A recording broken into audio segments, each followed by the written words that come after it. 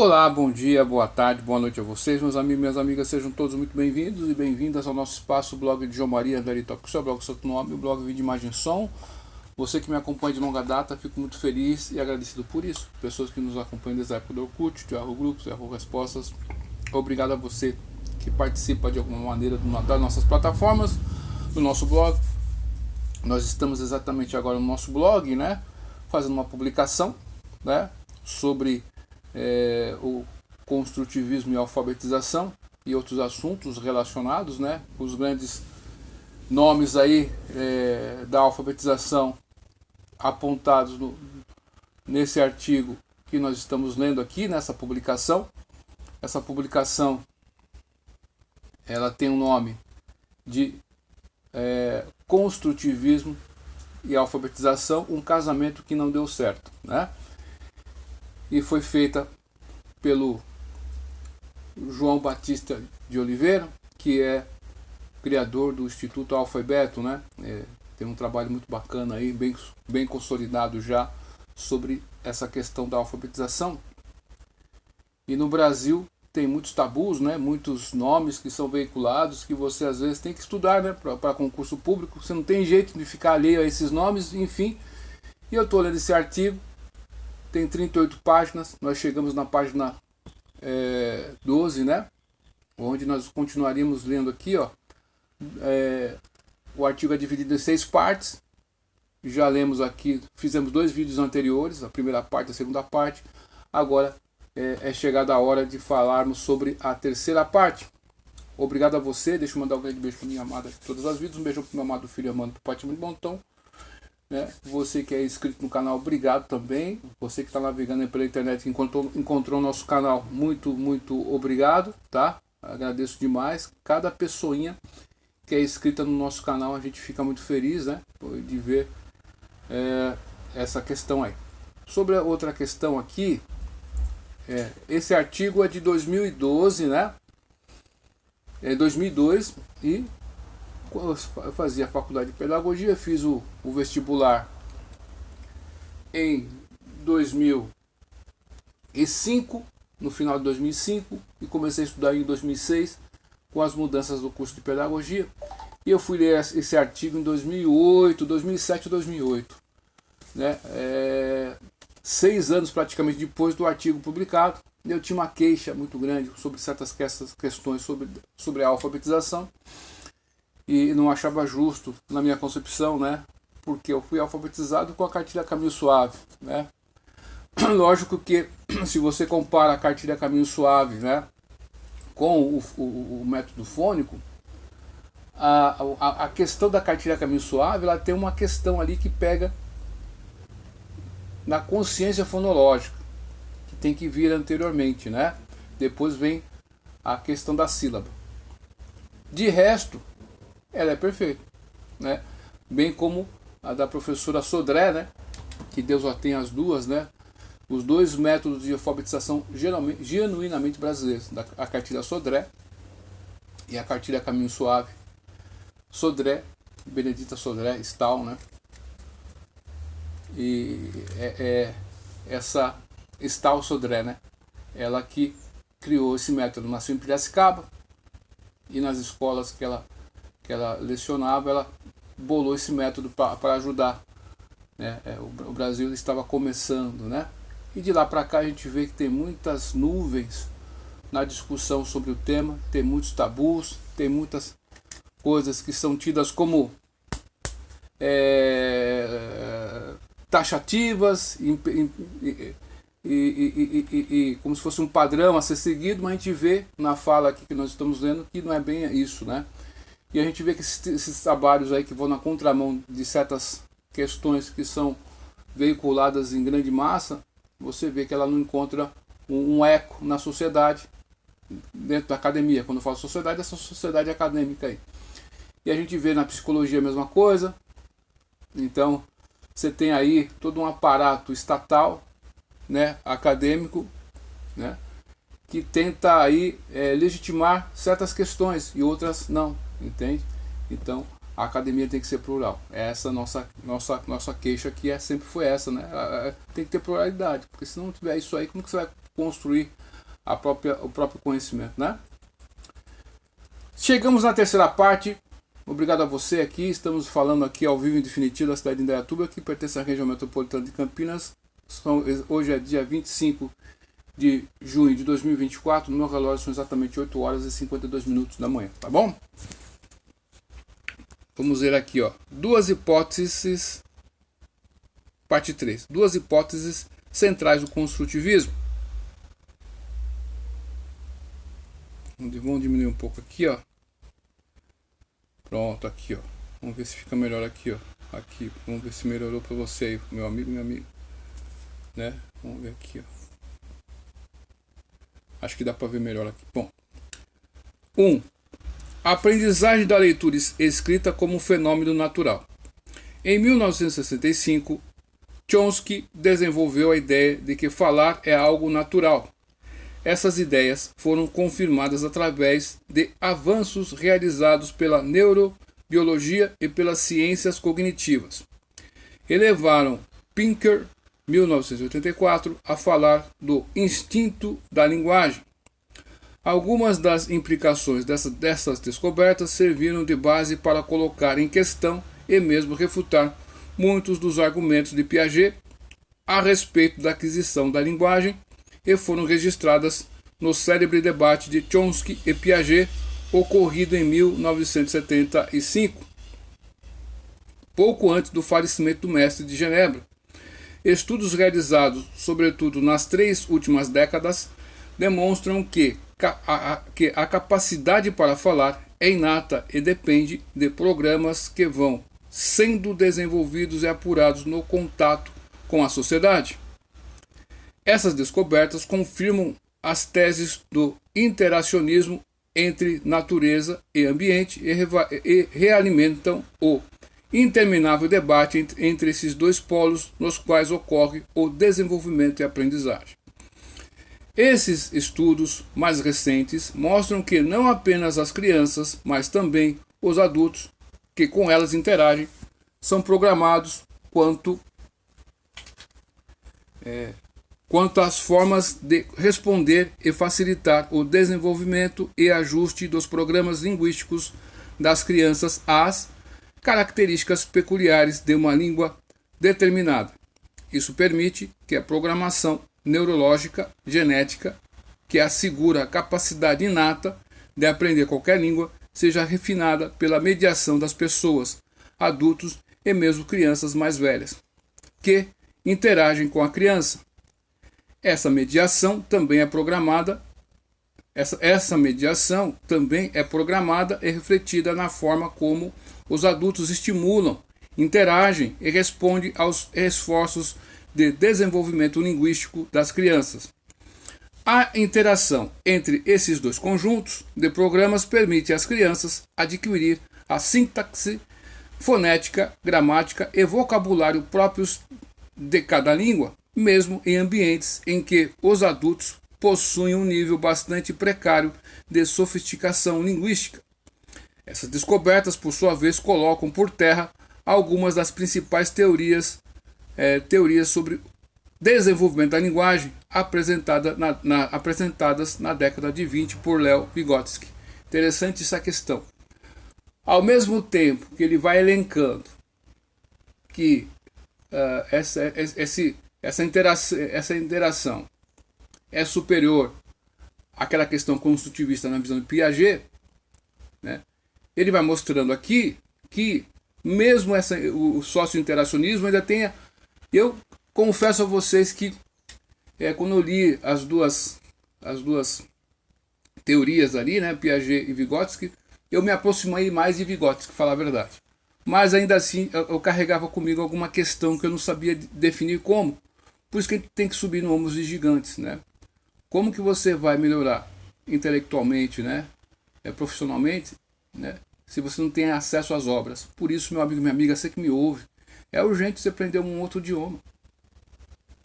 Não dá para a gente ficar refém da língua portuguesa no sentido de ter acesso a outros conteúdos. Lógico que tem o tradutor aí, né? Mas o seu cérebro, quando você busca uma outra língua, né, vai te ajudar em muito. O inglês aí está predominante, né? O espanhol aqui na América Latina, veja só, né? Você pode... Quantas publicações em espanhol saíram lá da Europa, na Espanha, né? Em países que falam esse idioma. Tem muitos aí, né? E aqui na própria Mercosul, você quer fazer um mestrado, né? Você pode fazer semipresencial aqui, né? Você pode ter acesso aí nesses encontros que tem, né? De mês em mês e poder, com isso, avançar na sua carreira, né? Enfim, qualquer coisa que seja. É correto dizer, como Chomsky afirmou, que a evolução cuidou do desenvolvimento da linguagem, inclusive dos mecanismos de mediação que permitem sua aquisição. Mas seria correto afirmar, como fazem muitos construtivistas inspirados, sobretudo nas ideias de Smith, 1971 e 1973, e Goldman, 1986, que isso também se aplica à leitura e à escrita. Ou seja, que a leitura e escrita são algo natural. Aqui ele está falando, ponto de interrogação. Será, meu? Tipo assim, né? A resposta correta é uma só. E só pode ser um enfático não. Quer dizer que não, a escrita não é natural. A escrita é uma invenção da humanidade. A escrita alfabética é uma invenção complexa caracterizada por um elevado nível de abstração.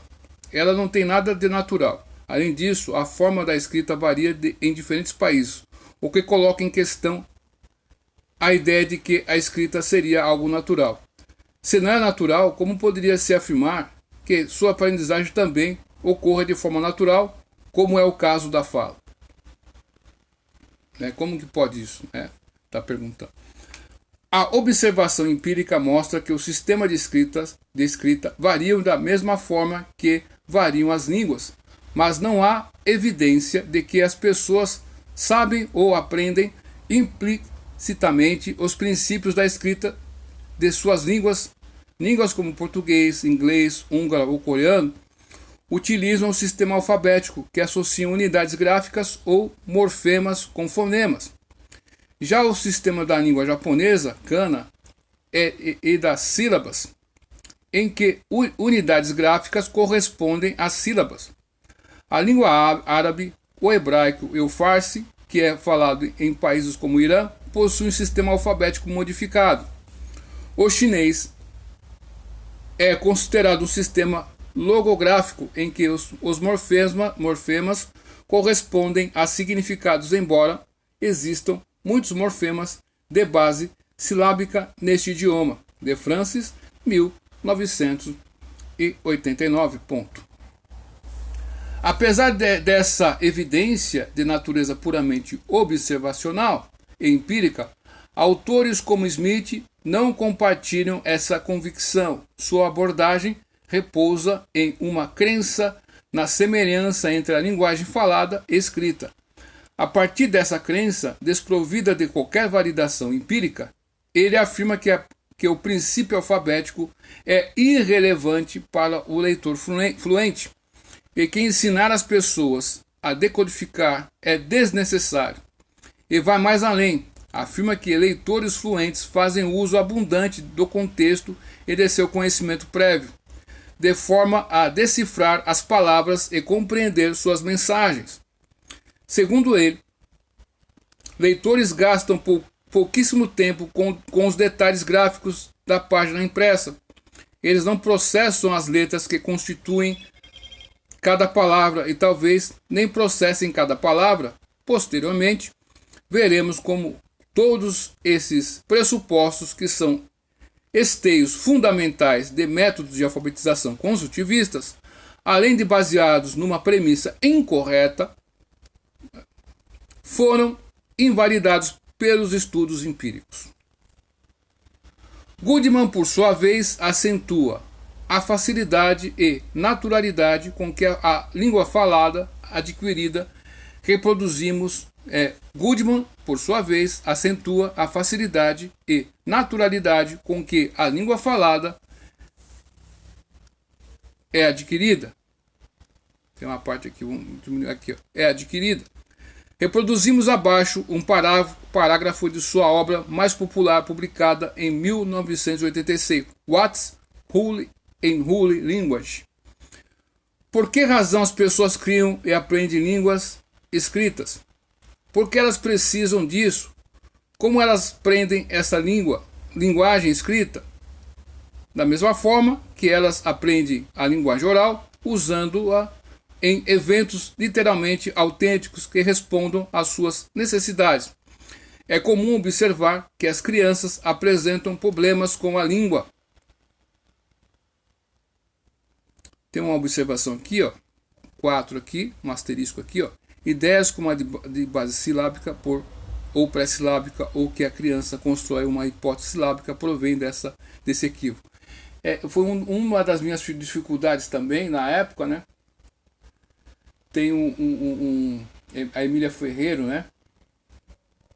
Que ela tem um livro, e nesse livro aí você tem aquelas hipóteses, né, da garatuja, aquela questão toda, né?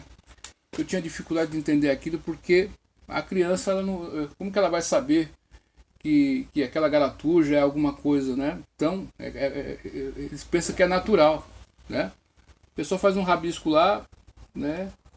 E acha que aquilo lá é consequência de alguma coisa. Pô, pode significar nada, né? Mas enfim, né? Com a língua, problemas com a língua escrita nas escolas. Isso não ocorre porque a língua escrita seja mais difícil do que a língua oral, ou porque seja aprendida de forma diferente. Isso se deve ao fato de que tornamos o ensino da língua difícil. Ao tentar facilitar a sua aprendizagem, fizemos de tudo para quebrar a linguagem em pequenos pedaços. Ao isolar a língua escrita de seu uso funcional, ensinando habilidades fora de contexto e focando na língua escrita como um fim em si mesmo. Tornamos essa tarefa impossível para muitas crianças. Goldman, 1986, página 24. Interessante essa questão, né? A gente vê, né, no que tange a alfabetização, quantas dificuldades a gente vê as crianças enfrentam, né? Eu tive muita sorte com o meu filho, né? O Emmanuel, porque na época que ele estava nessa idade para ser alfabetizado, propriamente dito, eu estava fazendo faculdade e falei assim, pô, eu não estou vendo nada de certas questões que eu gostaria na faculdade, eu tenho que dar meu jeito aí, né? Comecei a ler alguns livros, fazer algumas questões, né? Coloquei ele no Kumon também, né? Nós, a mãe dele, né? Também, né? Enfim, e a gente percebe que essa questão dos fonemas é importante, né? É muito importante mesmo. Claramente, Goldman postula duas coisas diferentes, ambas equivocadas. Primeiro, que a língua escrita é natural, como a língua falada. Segundo, que a criança aprende a língua escrita da mesma forma que a língua falada. O primeiro pressuposto é apenas parcialmente correto. A língua falada é uma característica universal da espécie humana. A língua escrita não o foi por milênios e não é em várias culturas. Ademais, a língua falada é natural no sentido de que as pessoas possuem um equipamento e programação genéticos que lhes permitem desenvolver estruturas fonéticas, semânticas e sintáticas em contato com a linguagem do ambiente em que vivem. É natural que possamos falar, mas falar a língua francesa ou chinesa depende do contexto onde crescemos. O segundo pressuposto de que as crianças aprendem a língua escrita da mesma forma que a língua falada é empiricamente verificável, é constatado como insustentável. Basta olhar ao redor de nós. É bem isso, né? Nós estamos aqui, ó, deixa eu ver aqui na página que nós estamos aqui, para você que acompanha a gente, deixa eu ver aqui, ó. Outro, deixa eu ver aqui no parágrafo a outro, né?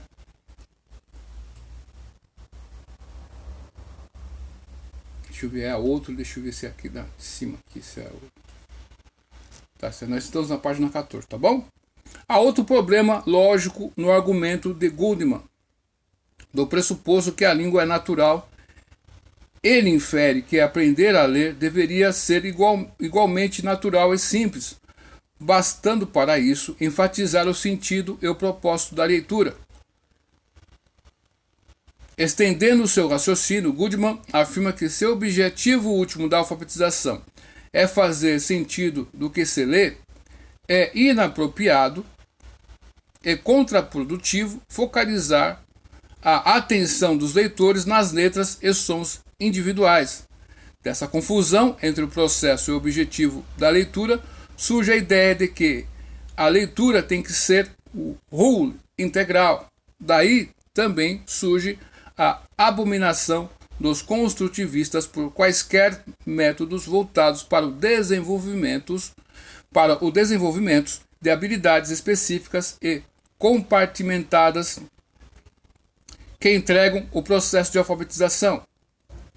No seu primeiro sentido, alguns radicais do movimento que propõem definições idiosincráticas sobre o que seja um texto chegam a afirmar que até a leitura de palavras isoladas não faz sentido porque isso desviam o texto ao quebrá-lo em segmentos sem sentido. Todos esses argumentos foram detalhadamente superados por centenas de evidências empíricas. Adams e Brooke, 1993, Lieberman, 1992, Lieberman e Lieberman, 1990, Prefect, 1991. Mas aprofundemos a análise da lógica subjacente a esses argumentos para colocar a nu a fragilidade dos pressupostos dos construtivistas e dos métodos de alfabetização derivados. Comecemos pela afirmação geral de que aprender a ler e escrever é algo natural. Certamente essa afirmação não se coaduna com a experiência da humanidade, que levou milênios para descobrir meios de representar a fala através de sinais escritos que simbolizam de forma sistemática e predizível os sons da língua. Essa afirmação também não se coaduna com a existência de inúmeros sistemas diferentes de representação da língua escrita, alfabéticos, ideográficos, silábicos. Se a escrita fosse algo natural, sua representação deveria ser igual em todas as línguas, com apenas variações equivalentes às variações próprias da língua falada. Os raros registros. Deixa eu ver aqui. Os raros registros de pessoas autodidatas que aprendem que aprender a ler e escrever sem qualquer instrução, ou seja, que instruem, apenas confirma a existência de estruturas simbólicas artificiais e arbitrárias nos códigos alfabetos, cujas regularidades podem ser descobertas. O fato de que possam ser descobertas, como o fez Champollion com a pedra filosofal, ou como fazem os criptógrafos, não os torna naturais. Deixa eu ver aqui. Nós chegamos aqui na página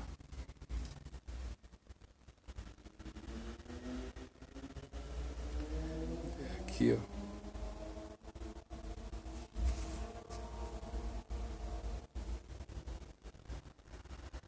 Deixa eu ver aqui, nós paramos aqui, ó.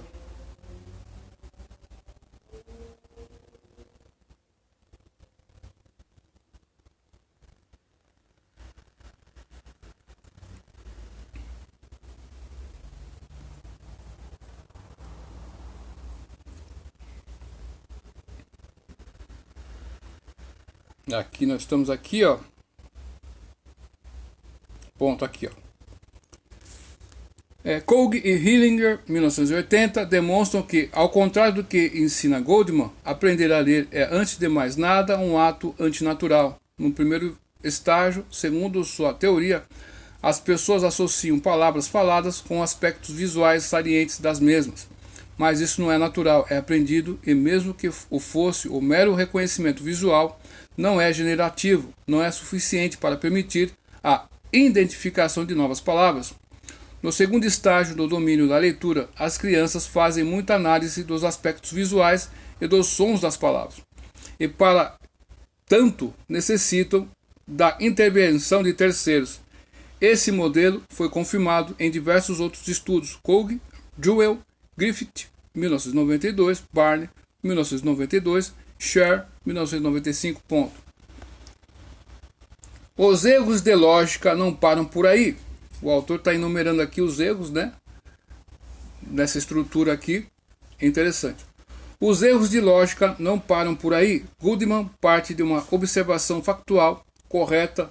A linguagem falada se aprende naturalmente para uma série de inferências incorretas ao afirmar que 1. A aprendizagem da leitura e escrita deveria ser igualmente natural e simples, e que 2. Bastaria enfatizar o sentido e propósito da leitura para que isso ocorresse.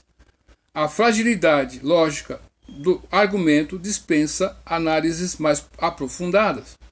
Smith também não fica atrás. Suas afirmações não correspondem à realidade empírica, nem foram confirmadas pelas pesquisas que antecederam e seguiram seu livro. Ambos autores e seus seguidores compartilham um outro erro de inferência lógica. A afirmação verdadeira de que a leitura é e deve ser significativa não implica necessariamente que a aprendizagem da leitura tenha que ser sempre baseada em contextos significativos ou textos funcionais, como o usado na linguagem de Goldman, que é um texto literário funcional. É uma questão empírica. O que é leitura autêntica? Texto autêntico é sujeito a variadas interpretações do ponto de vista prático. Cabe lembrar que mesmo os textos literários proferidos por propostas construtivistas só são compreendidos por leitores na média em que o vocabulário desses textos é, de certa forma, adequada à capacidade da compreensão dos leitores. 2. O valor de ensinar e aprender a decodificar letras e fonemas. Nós estamos na parte 2 aqui, da terceira parte. As principais bases de sustentação das propostas construtivistas de alfabetização se concentram nas seguintes afirmações que são examinadas a seguir, à luz das pesquisas e descobertas da psicologia cognitiva realizadas sobretudo nos últimos 30 anos. A. O papel do contexto. Construtivistas afirmam que o contexto ajuda os leitores a construir sentido. Simplesmente a partir de uma pequena amostra das palavras de um texto. Por isso, desenfatizam a importância das habilidades de consciência fonêmica, fônica e decodificação, e acentuam o papel do contexto como propiciador e facilitador da aprendizagem da leitura. Inunde a sala de aula de livros que o aluno aprenderá a ler. É tipo isso aqui, né? Interessante. As pesquisas sobre o tema confirmam exatamente o oposto. O leitor poderá comprovar isso por si só, já que terá notado o erro gráfico na palavra oposto. É verdade, hein? Ele escreveu de propósito. Leitores experientes leem todo o texto, a maioria das palavras, quase todas as letras das palavras, e raramente se apoiam no contexto para aprender o significado do que leem. São os leitores lentos que se apoiam no contexto, e com isso aumentam a lentidão e diminuem a quantidade da leitura, e, consequentemente, de conhecimentos necessários para interpretar o que leem. Começamos pelo exame desse tema, dessa tese central. Interessante, né? Ele escreveu uma palavra aqui errada, né? De propósito, eu percebi, continuei lendo, só que eu li incorretamente a palavra, né? Interessante isso aqui. Então, Deixa eu ver aqui, nós estamos na página...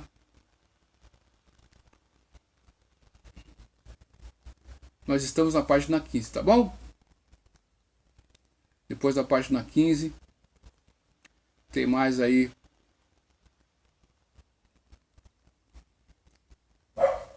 Tem mais aí 4 páginas aí, tá bom? Comecemos comecemos pelo exame da tese central. É fato verificado pelo senso comum e por inúmeras pesquisas, Iori e Oakil, 1991, que leitores proficientes usam o contexto para compreender o sentido da leitura. Leitores proficientes ajustam os objetivos da leitura, fazem inferências e usam o contexto e monitoram sua compreensão durante o processo de leitura. Mas também é fato que isso ocorre com leitores proficientes, ou seja, leitores que já atingiram um nível razoável de competência para identificar as palavras. Contexto não é substituto para desenvolver essa habilidade. Ao contrário, ele inibe o seu desenvolvimento. 2 conjuntos de evidência empírica revistos adiante corroboram essas afirmativas e contradizem concepções equivocadas a respeito da importância do contexto para a compreensão da leitura. É tipo assim que ele está falando. Você quer ensinar seu filho a andar de bicicleta, você tem que ter um contexto, um ambiente. Não, meu irmão, pega e ensina. É isso aí. Né? Primeiro, leitores proficientes identificam as várias palavras do texto que leem. Isso se deve a um fator muito simples, a sensibilidade da retina. Os olhos apenas identificam sinais dentro de um ângulo visual, limitado a 1 ou 2 graus, o que corresponde a 4 e 6 espaços à direita do ponto de fixação dos olhos. Rainer e Polaski, 1989. Isso permite ler uma palavra focada no centro e algumas palavras adjacentes, mas também demonstra os limites de uma leitura periférica. É por isso que os leitores devem ler muitas palavras para que a leitura seja eficiente. O contexto ajuda, mas apenas no sentido de diminuir o tempo de fixação dos olhos em palavras mais previsíveis. Mas ele não evita a necessidade de fixação dos olhos para viabilizar a identificação de cada palavra. Henrik e Rainer, 1981. O gato está aqui, tá querendo comer de novo, né? Espera aí, meu filho, vai esperar um tempinho aí, tá? Tá acabando. Segundo, é verdade afirmar que leitores utilizam o contexto para ajudar a leitura, mas o momento e forma de utilizar o contexto varia com o tipo de leitor. Leitores proficientes não utilizam o contexto para identificar palavras, eles usam o contexto para interpretar palavras e sentenças. Leitores pouco proficientes, ao contrário, usam o contexto para identificar as palavras e com isso atrasam o ritmo da leitura. Sobrecarregam o processamento cognitivo e desenvolvem pouca competência para compreender o sentido das palavras. Stanovich e West, 1981, Perfect, Goldman e Roquebaum, 1979.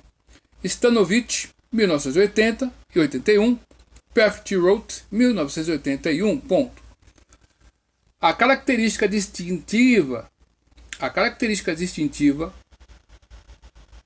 do bom leitor é sua capacidade para identificar palavras independentemente do contexto e usar o contexto para compreender o texto.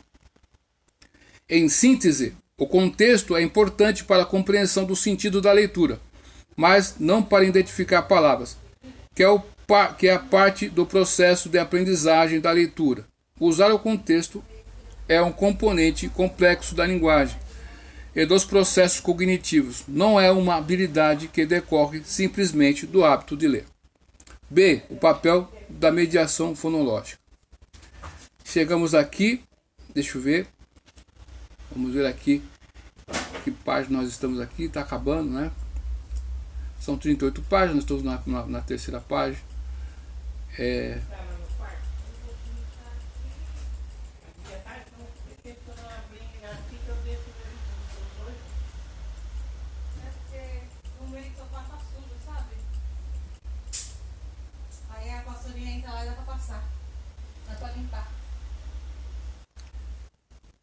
No item anterior, constatamos que nós chegamos na página 17.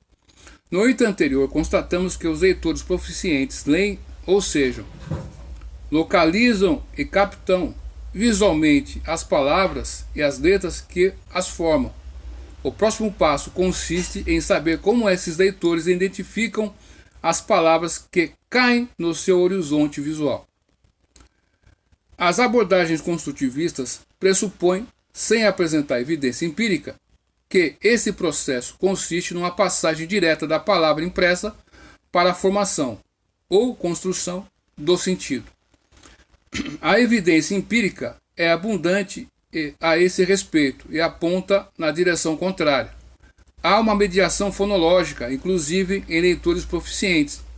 Van Orden, Pingleton e Stone, 1990, Lucatella e Turvey, 1990, Perfect e Bell e Delaney, 1988. Ponto. Ou seja, esses são os autores que falam sobre essa questão. Ou seja, leitores proficientes processam visual e fonologicamente a maioria das palavras que leem e pronunciam explicitamente palavras novas ou mais difíceis. Há divergências quanto à intensidade da mediação fonológica, ou seja, se ela ocorreria apenas em algumas palavras, as palavras difíceis, por exemplo, enquanto as palavras familiares seriam identificadas através de um processo direto de conversão de letras em palavras. Essas divergências referem-se unicamente à frequência com que ocorre essa mediação, mas convergem no fato fundamental de conexão entre as letras e sequências de letras e as unidades da fala, fonemas, que são ativadas durante o processo de identificação das palavras. Além disso, pesquisas realizadas com diversas línguas, inclusive línguas não alfabéticas, confirmaram a ocorrência sistemática do processo de mediação fonológica em diversas línguas, inclusive o chinês, em que a maioria dos caracteres tem um caráter eminentemente holográfico. Perfect e Zhang e Behrendt, 1992 e Perfect e Zhang, 1995. Nós estamos agora chegando nessa página, deixa eu ver aqui. A importância, 95, né? Chegamos na parte 6 aqui, C, né? Dessa parte, nós chegamos na página 17, né? Vamos ver até a página 19, tá bom? Tá acabando já. A importância de conhecer o funcionamento do sistema de escrita. Você pode ouvir essa questão em partes, viu, meu amigo, minha amiga, você que me acompanha, você que gosta de ouvir a gente aqui, né? Você pode ouvir em partes aqui, dentro de cada vídeo que a gente faz aqui. Eu vou deixar disponível depois lá no Spotify. A importância de conhecer o funcionamento do sistema da escrita. Na sessão anterior, vimos como diferentes sistemas de escrita foram desenvolvidos, todos eles baseados em alguma relação entre os grafemas e os sons que eles representam. Em línguas como a chinesa, essa relação é mais tênue, pois os grafemas também referem-se ao significado. Já no sistema alfabético, os grafemas são totalmente independentes do significado.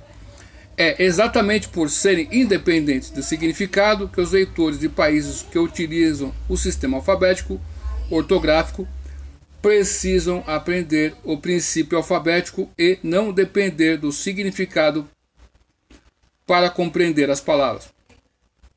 O princípio alfabético é a pedra filosofal, constitui a chave para decodificar o alfabeto. O fato de a humanidade ter levado tantos milênios para desenvolver um sistema tão sofisticado pode explicar a dificuldade de muitas crianças em replicar essa descoberta. Blitman e Rosen, 1977, e deve ser convincente o suficiente para desestimular o entusiasmo daqueles que postulam que as crianças devem redescobrir por si mesmas, por si sós, essa milenar caminhada da humanidade. É bem isso, né? Você tem todo um aparato já feito, né? Que você pode ser apresentado para a criança. Você quer que ela faça o caminho que a humanidade levou milênios aí. Então é essa questão que está sendo falada aqui. Então a gente vê quantos equívocos, hein? Né? Enfim, a gente vê que esses textos aqui, se você é professora universitária, né? Se você apresentou esse texto aqui que nós estamos lendo de 2002 para seus alunos, ó, parabéns a você, porque você está indo na contramão, né? Por isso que o Brasil, mesmo que o pessoal tenha tido que dê errado, há pessoas que vão na contramão pro lado do bem, né?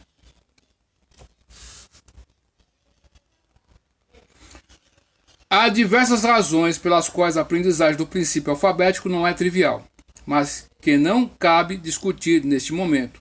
A questão central que as abordagens construtivistas contestam é a necessidade do aluno possuir consciência fonêmica e a competência fonológica, ou seja, possuir a chave que lhes permite identificar palavras a partir do conhecimento da escrita dos fonemas que as constituem. Também nesse aspecto, a evidência empírica é abundante, contradiz as afirmações das correntes construtivistas. Lieberman, Schenck, Weber, Fischer e Carter, 1974, por exemplo. Deixa eu ver aqui. Por exemplo, né? Chegamos onde nós chegamos, ó.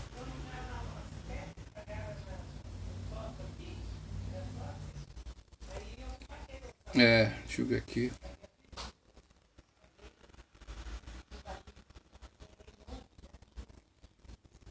Por exemplo, aqui, ó. Demonstram que não há nada natural ou automático sobre a aprendizagem da língua escrita e que as crianças têm representações inadequadas dos fonemas. Diversos outros estudos demonstram a relação entre consciência fonêmica e proficiência na leitura. Fox e Ruth, 1976, Lundberg, Olisifon e Wall, 1980, Stanovich, Cunningham e Kramer, 1984, Tamer, Harriman e Nisdell, 1988.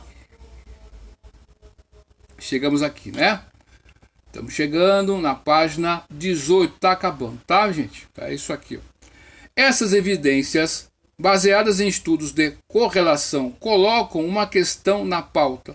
A consciência fonêmica seria causa ou consequência de saber ler? Se for consequência, os construtivistas teriam razão em insistir que da leitura decorreria a consciência fonêmica. Estudos longitudinais e de treinamento fonêmico corroboram a hipótese de que a consciência fonêmica causa a boa leitura, ou pelo menos atua como importante mediador para possibilitá-la. Por outro lado, também existem evidências de que a proficiência na leitura aumenta a capacidade para compreender bem a estrutura fonêmica do código alfabeto. Moraes, Carey e Allegria e Bettenson, 1979.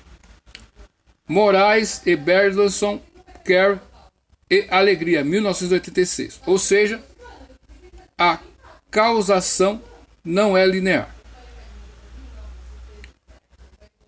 Esses estudos sugerem três implicações. A primeira é que a consciência fonêmica não é automática. Ao contrário, por estarmos habituados a falar, não temos consciência dos fonemas que compõem a fala. Criar essa consciência é essencial para formar um bom leitor.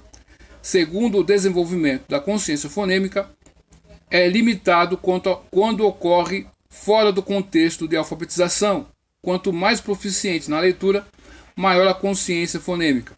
Terceiro, a causação é recíproca. A consciência fonêmica surge no contexto da alfabetização, mas, uma vez estabelecida, promove importantes ganhos no processo de aprender a ler. Perfect e It Alia, 1987. Tá acabando, viu, gente? Você que me acompanha, obrigado, viu? Dá o like se você gostar, dá o dislike se não gostar. É tudo do seu nome. Nós chegamos assim na página 18, certo? Estamos chegando, né? Sabemos que tem pessoas que têm a dificuldade na leitura por causa de complicações na visão, então elas podem ouvir o que nós estamos falando aqui. Então a gente tem que dar oportunidade para todas as pessoas terem acesso ao conhecimento, beleza? As implicações dessas evidências para o processo de alfabetização são claras. Em primeiro lugar, alfabetizar requer desenvolver primeiro a consciência fonêmica, em graus relativamente sofisticados. A segunda implicação é que ler e desenvolver a consciência fonêmica ocorrem paralelamente. E, portanto, podem e devem ser desenvolvidas através do ensino estruturado que trate analiticamente de cada fonema representado pelos grafemas. A função da consciência fonêmica é a de apoiar a aprendizagem dos mapas que relacionam a escrita com os sons fundamentos do sistema alfabético, ou seja, a consciência fonêmica é apenas o primeiro passo que precisa ser complementado com o árduo ensino da codificação. Resumindo, dá trabalho, né? Esse pessoal não quer esse trabalho, né? Essas conclusões foram acolhidas, entre outros, pelo Conselho Nacional de Pesquisas dos Estados Unidos, seguindo a unânime recomendação de cientistas e estudiosos da alfabetização, pertencentes às mais variadas correntes. Snow, 1998. É importante e oportuno observar que essas recomendações contradizem as propostas de correntes como as do construtivismo, que minimizam a importância do aluno compreender como funciona o sistema alfabético e afirmam que para aprender a ler basta motivar o aluno, dar-lhes leituras autênticas. Então o pessoal quer fazer toda essa questão, está pulando etapas, né? É como se aqui ele está dizendo, imagine você ter um bebê, você quer andar de bicicleta, não vai dar certo, porque ele tem que crescer, fortificar o tônus muscular, aprender a andar, engatinhar, vai aprender a andar, depois disso aí que vem a andar de bicicleta. Mas o que ele está falando aqui é que o pessoal está fazendo ao contrário na alfabetização, que é dar a bicicleta ali, ensinar a bicicleta sem a pessoa aprender a andar primeiro. Entendeu essa questão? É basicamente isso, né, que ele está falando aqui.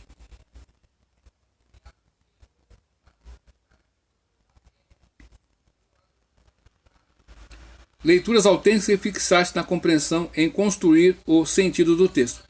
Para quem não sabe identificar a relação entre grafemas e fonemas, isso equivale a observar eternamente um cartaz escrito em japonês ou sânscrito com a esperança de que o leitor será capaz de decifrá-lo. É interessante isso, né? Ou a deixar alguém aprender a jogar xadrez sem ensinar o nome das peças, as regras para sua movimentação e o objetivo do jogo. Essa é a minha questão aqui, ó. Engraçado, né? Esse argumento que ele deu aqui, eu conversando com a professora uma vez, né? Eu falei sobre essa questão. Falei, mas professora, é o seguinte, você está construindo conhecimento, beleza, construtivismo, mas eu como gosto muito de xadrez, né? Eu pego o jogo de xadrez, dou lá para uma criança, ela vai manipulando, ela vai aprender a jogar xadrez? Não vai, né? Ela tem que ter um mediador, ensinar o nome das peças e como joga, e as regras, né? Enfim.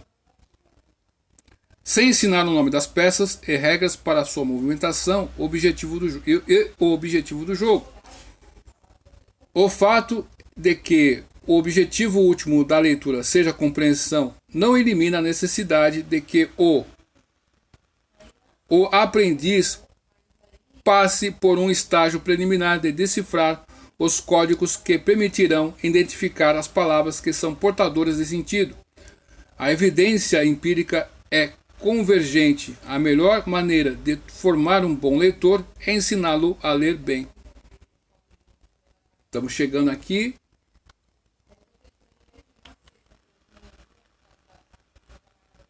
Deixa eu ver. Chegamos aqui, ó, esses conjuntos tá acabando. Estamos chegando aqui, falta só um parágrafo e meio, tá bom? Esses conjuntos de evidências apontam para uma única direção. Para aprender a ler e compreender o sentido do que se lê, é preciso saber como funciona o sistema alfabético. Leitura proficiente não é um jogo de adivinhação psicolinguístico, como afirma Goldman, 1967, ou algo que é apenas acidentalmente visual, como sugere Smith, 1971. As letras e palavras de um texto são os dados básicos que permitem a leitura. Diversos métodos podem levar a resultados satisfatórios, mas não existem atalhos. Todos os caminhos passam necessariamente por um domínio relativamente sofisticado da consciência fonêmica e das habilidades de decodificação, que são totalmente desprezadas ou, nos melhores casos, menosprezadas. Estamos aqui, ó. Menosprezadas ou consideradas como secundárias pelas correntes construtivistas. Bem, meu amigo e minha amiga, obrigado a você, a sua atenção. Chegamos aqui no final, né, da página 12, né, até a página 19, praticamente, né. Lemos aqui 7 páginas aqui para você. Em quantos minutos aqui? 51 minutos de leitura. Comentamos alguma questão.